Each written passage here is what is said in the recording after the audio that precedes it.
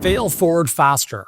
If you want a more successful business, be willing to test more stuff, fail more often, and all so that you can just build momentum in the right direction. So in this episode of #Winning, I want to share a little bit about what we've been doing on the content side of things, specifically on social over the past couple months, and one or two really important lessons that I think can be useful for you. Now, as you know, you might be creating content, you might not be, that's fine.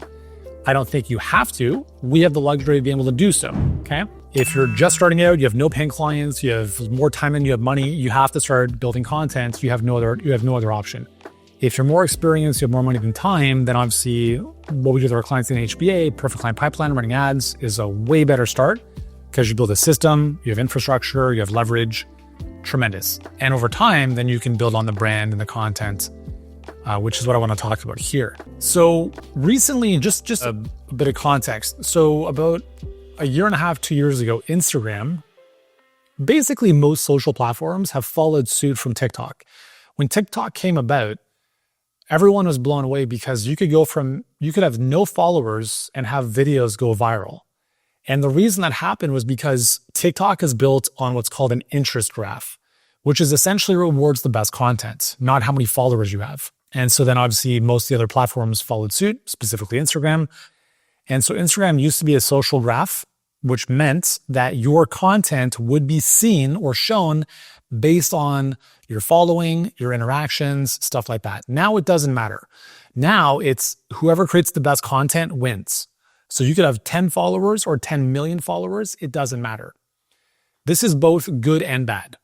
So the good news is that you don't need any following. You don't need any experience. You don't need to have this huge, online platform. The bad news is that your content needs to be exceptional. Now, when I mean exceptional, I don't mean fancy video production. I'm not talking about that at all. Like you can literally make this work with an iPhone.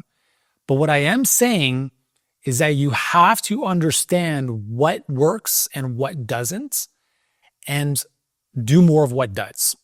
So this leads me to one of the experiments we've been running the last 6 weeks as of this video, which is creating tremendous amounts of content compared to what we did before. So like as an example, on Instagram, we'd post maybe twice a day on Instagram. And now we post 3 to 4 times per day on Instagram. So the reason we're doing this is for no other reason other than looking at how we can learn faster. So if we think of a 30-day schedule, and I'm not saying you have to do this, okay? I'm just sharing what we're doing and hopefully you can learn a bit from it. If you have a 30-day calendar and you post once a day, that's 30 posts. And I'm just talking about Instagram. So I look at that, I'm like, cool. If in 30 days, we look back over 30 days, we have 30 units that we can learn from. We have 30 tests, if you will, like pieces of content. Each piece of content is a test that gives us feedback that we can learn from. So if I can learn from 30 units, cool. But what if we could learn from 4 times as many, or if you have the luxury of creating 10 times as much? So if we look at 30 units, so in our case now it's 120, just on Instagram, just in the feed. So if we have 120 pieces of content versus 30, we have more data from which we can pull patterns from. And the reason we made this shift is very much like what we do with our ads. We and Meta, on the advertising front, and they actually released this even at their performance summit recently, Meta on the advertising front rewards more creative. The higher the volume of creative you have, like images and videos in an ad set, the higher the likelihood of improved performance. And that's because Meta they want a lot of variety and a lot of things to choose from to find the best combination for users on the platform. So that's on the ad front. But it's no difference on the organic front. So when we're testing, for instance, we shot 4 videos and we created 90 variations of those 4 videos. So I shot 4 videos and we turned that into 90 pieces of content or creative for our ads. And why we would do that is because there's going to be very small or very big differences in how they perform based on the content, based on the headline, based on some of the stuff, okay? So one of the reasons we've been so successful with advertising for the past 8 years is because we've taken that approach. With content, it's no different. It's just whether or not you can create that amount of content because it's a major, major process. right? Like our team, I mean, I have the luxury of having 3 video editors, a full-time content manager, a graphic designer. Like if you don't have all that, like you can only do so much. So please don't feel like you have to pump this amount out, but I'm sharing the thinking behind this. If we look at marketing as one big experiment, everything we do in marketing is one big experiment. You have a hypothesis and you have to test it. We also know that the scientific theory rewards bigger sample sizes. So n equals 1 is never a good sample size. N equals 120 is better. N equals 1,000 is even better.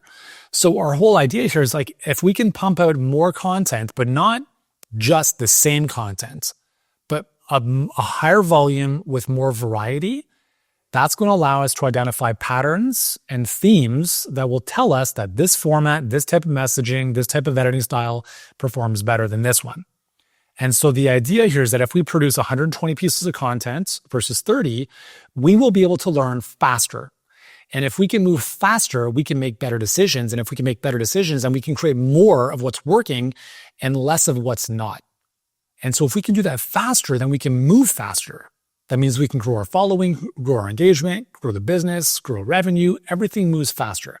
And for us, that's important because speed is king is one of our core values. So one of the things that we've realized in this process, and it's just like a good reminder, there's such a big difference, an astronomical difference in how you present a message. We talk a lot about packaging, like the wrapping paper around an idea. And we have seen this to be so important, again, in content. And it's always hilarious when I'm talking to people who are like, yeah, like I've posted on Instagram, I've already done that stuff. I'm like, really? You got 150 followers. Congratulations. You don't know anything. It's the people who struggle the most who think they know the most. And this is a very, very big problem. If you do not have the results you want, you don't know anything. And the sooner you recognize that, the sooner you can actually start doing things to fix that. We've had a tremendous amount of success on Instagram, and we still have 105,000 followers. Our engagement's okay, but we've generated millions on the back end of Instagram organically alone. But I'm not satisfied at that because I want to look at, I've been creating content for 20 years, since 2005, and I still think my content is shit. Why? Because I know, like, if it was amazing, it'd be shown to millions of people, but it's not. Therefore, I'm missing something. What do I have to learn? How do I have to tell a better story? How do I need to wrap this message in a way that's more compelling? And the only way to learn this is by learning about, like, looking at what's working, testing ideas, seeing volume of those ideas being tested, and noticing patterns. So as an example, we went through a phase where we posted, 2 dozen of me speaking right to camera videos, right? Very how-to useful. Like, it's useful, like very how-to. The 3 things to do to blah, blah, blah, blah, blah. And those videos did shit on Instagram. On YouTube Shorts, they crushed. And we started to notice a pattern. So in our business, I don't know if this will be the same for every business. In our business, we started to recognize that any type of teaching or tutorial or how-to advice generally does okay on Instagram, does very well on YouTube, which makes sense, right? People go to YouTube to learn. People on Instagram, they're sitting on the toilet scrolling, right? It's interruption. Like, they're not really going there to learn more than they are to escape. So we've had to look at, how do we share something on Instagram that is both informal in that fashion, but still gets the same message across? And there are different formats that we've played with, and we've seen dramatic differences in terms of views, engagement, all sorts of stuff. Hey, we'll get back to the video in just a second, but before we do, if you're an experienced health professional who's wanting to grow your business online and you want a better, faster way to do so, and you're liking what we're all about here at Healthpreneur, click the link in the description to see if you qualify for us to help you scale your business 10 times faster without the grind and without the guesswork. Click the link below in the description, and let's get back to the video. Like, the specifics of these findings are some of what I share inside of our Online Authority Accelerator program to a lot of our clients who are more early stage and are using social and content to grow their following, grow their authority, get clients. So all these nuances I'm like taking from the trenches and I'm sharing it with our clients. And that's one of the benefits of being a client of ours, right? We spend a lot of money and a lot of time to test things, We take these learnings and we give it to our clients. So we only teach what we personally master. If something doesn't work, we tell them. If something does, we show them, we give them the framework, the walk through the whole bit. Obviously in our HBA program, very similar. So why I'm sharing this with you is because the difference between people who succeed and those who don't in business, in my experience, a lot of times comes down to one question, which is not, I've done that already. It's, how well am I doing it? How well am I doing it? And it's very hard to be a closed-minded person who has all the answers and try to build something great. The most successful people that I know in business are very humble, they're self-deprecating, and they basically say they don't know anything, tongue-in-cheek, right? They know a lot, but at the same time, they know so much not to be so arrogant to think they know everything. Because even as I'm discovering over the past couple months is I've been creating content for 20 years. It doesn't mean that I know how to create content to the highest possible level.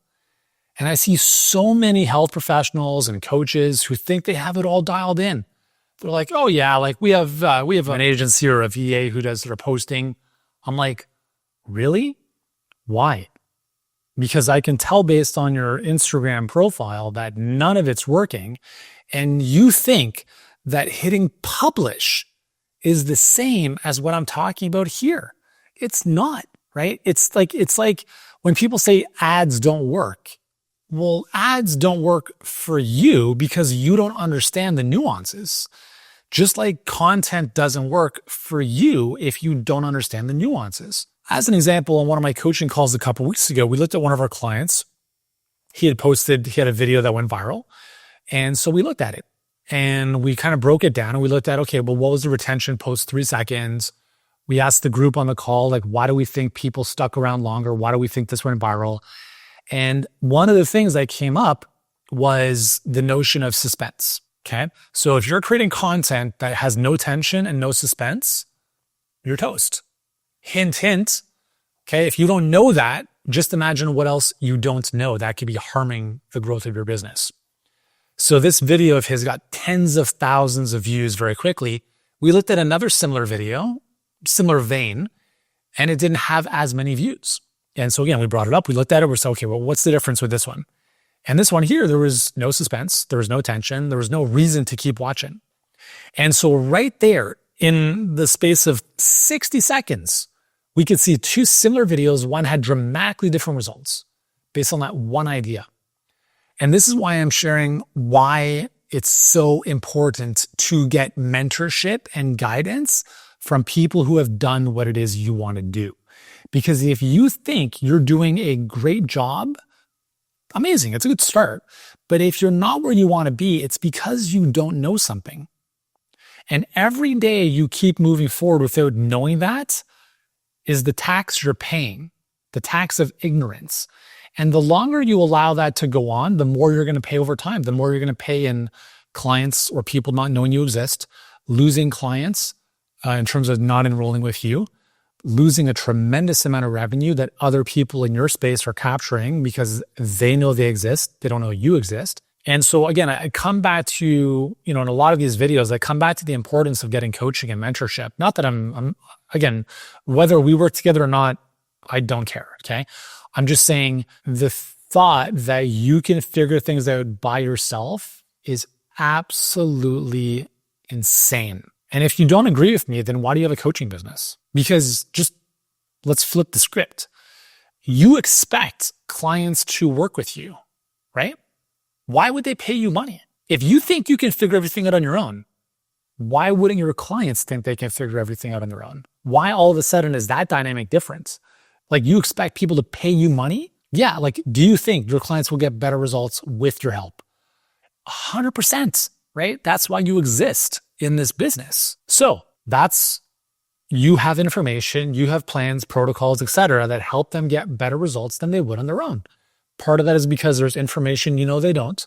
Part of it's accountability. Part of it is, whatever. But to think that you can figure things out on your own when it comes to your business is completely backwards. And I understand, like when we talk about, investing in ourselves or in business, like I don't have the money, I got to get some stuff in order first. No, you don't. Like you invest to get things in order. You don't get things in order, then you invest. It's like, let me get in shape first, and then I'll hire the trainer. No, you hire the trainer to get in shape because you're not in shape already. And if you were, you wouldn't be having this conversation. There's a great quote, which is, costs are immediately identifiable. Opportunity costs are not. What I mean by that is you look at the price of something and right away that's a cost. But what you don't see is the opportunity cost, is all of the money and opportunity you're losing. You don't see the cost of inaction. You don't see the tax of ignorance that you're paying every single day that you don't know something. And I've paid this tax many, many times over. And you guys know, like, I'm a product of coaching. I've been investing in myself and mentors for the past 15 years after trying to do things on my own for the first 3 and failing miserably. So I share these videos with you, number one, to share some of our learnings and insights, but also to help you kind of like fine tune your mindset. Because the longer you wait, like when I see people in the comments, yeah, like I can't wait to work with you in the future. I'm like, you fucking crazy. Like the future is now. Like, yeah, I got to get some stuff in order for 2 more years. Okay. Yeah, you'll be paying 10 times the price in 2 years. And not even the price of working with me, but the price of lost opportunity that you're missing out on because you're waiting forever. So it's like, please understand, please understand, the faster you get help, the faster you'll grow, whether it's on the content fronts or any aspect of your business. And again, whether it's with me or anyone else, it doesn't matter, but you have to invest in yourself because when you build your skills, those are things you'll have for the rest of your life. And the more you know, the more you'll grow. And the less you know, the more you start twiddling your thumbs, not knowing how to solve different scenarios and understanding why no one looks at your content and why you're not being shadow banned. It's just that your content's not good enough. I've had marketing huddles with our team on a weekly basis, and I continue to remind our team, guys, we all understand that we are not being shadow banned. There is nothing that the algorithm is doing against us. I, Uriel Kame, fully acknowledge that my content is absolute fucking shit. And that is why my content is not being seen to more people. Okay? Now, again, it seems a bit abrasive and a bit whatever, but if I can be I'm not saying it's empirically shit. Okay, it's pretty good, but it's not good enough based on where we want to go. And the closer and the sooner you look at yourself in the mirror to say that, the faster you can look at, okay, what do I not know? What am I not doing? What are other people doing that are getting way better results? How can I model? What can I learn? And let's start doing more of that. But the longer you think you have it all dialed in because someone's hitting publish on your Instagram posts, the longer you're going to struggle. So be willing to get guidance. Be willing to learn from others who walk the path in front of you, because trying to do things on your own is the fastest path to nowhere. Today, I'm going to give you the number 1 traits that you're going to want to exhibit if you want to be successful in business and in life. This one trait most people don't have, and it's costing them their life.